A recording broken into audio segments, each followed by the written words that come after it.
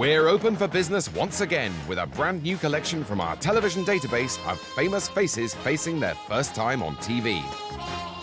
Tonight we're unwrapping those very first hops, skips and high kicks to fame. And all those long-forgotten bit parts, odd jobs and moody silent looks that have since been upgraded into starring roles. Our video booth is back in action for a star-studded bonanza of self-discovery. So, from stage school to presenter school, the moment has come to reveal just where you saw them first.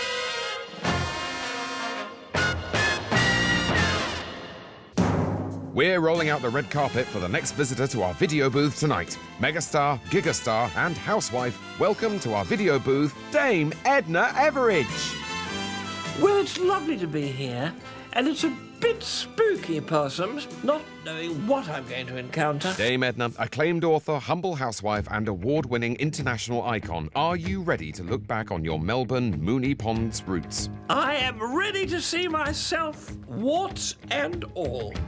Excuse I? Over 50 years ago in Australia, little Edna the housewife had her first outing. Oh, I was painfully shy. Oh, isn't this mad? Painfully shy.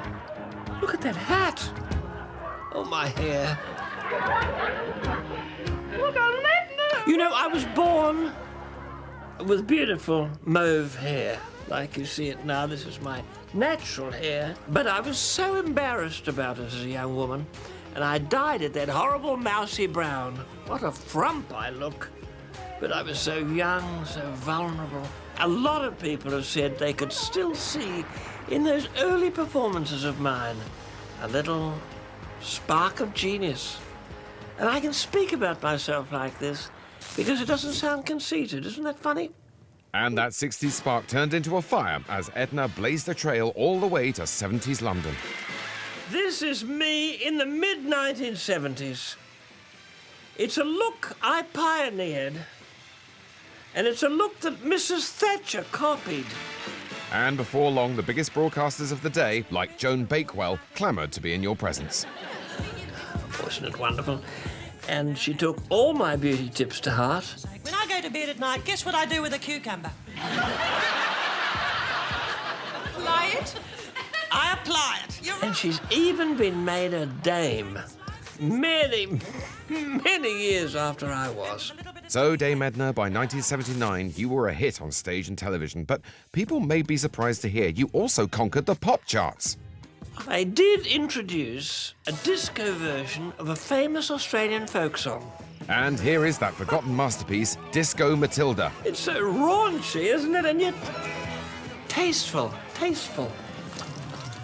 I can still do it. The energy I had and have.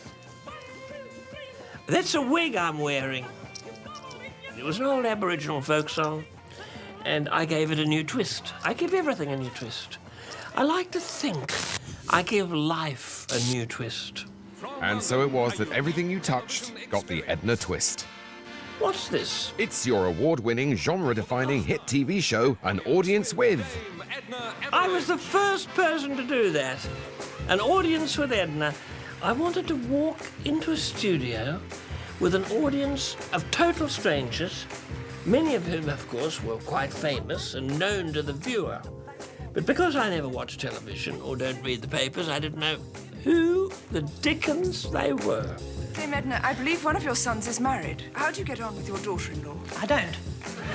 An Audience with Dame Edna was a huge hit, and many other stars tried to follow in your megastar footsteps, didn't they? But the people who came after, who copied, they scripted them. My wonderful early audiences with Edna were followed by decades of anticlimax. What's next? Moving on to 1987, it's the ultimate Dame Edna experience, a celebrity chat show years ahead of its time. This set, you might have noticed, it's a state-of-the-art minefield of technology. And if anyone says anything uncalled for, What will you do? eject them. Did you see that, viewers? Did you see that? What current talk show host copied that? I was the first to abort a guest. Well, because I adore him too a bit, I don't mind, and I've never brought a legal action for plagiarism. Dame Edna, from housewife to household name, that was your last clip. I've enjoyed every minute of this. And as I speak to you, in this funny little cramped box, it's spooky. I'm feeling a bit emotional. Edna, you've been an inspiration.